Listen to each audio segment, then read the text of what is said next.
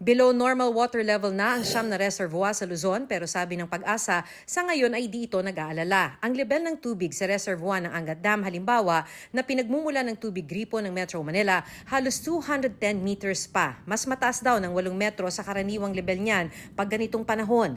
Magsisimula raw silang mag-alala kung Hulyo na. Pag umabot po tayo ng July na walang ulan, baka umabot siya ng low water level. Baka umabot siya doon sa 180. Kaya po yan ang babantayan natin. Tinitiyak din ng mga water concessionaire na may water projects para pagkunan ng dagdag tubig.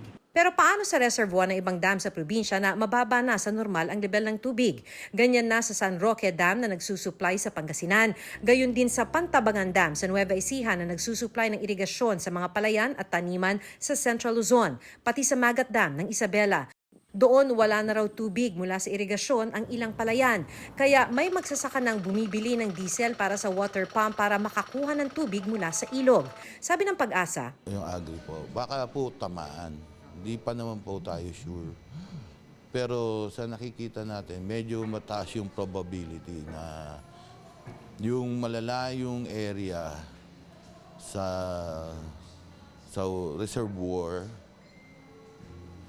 baka yun po yung medyo mag-suffer. wala pang bagong pahayag ang Department of Agriculture na nauna nang nagsabing pinaghahandaan ang epekto ng El Nino.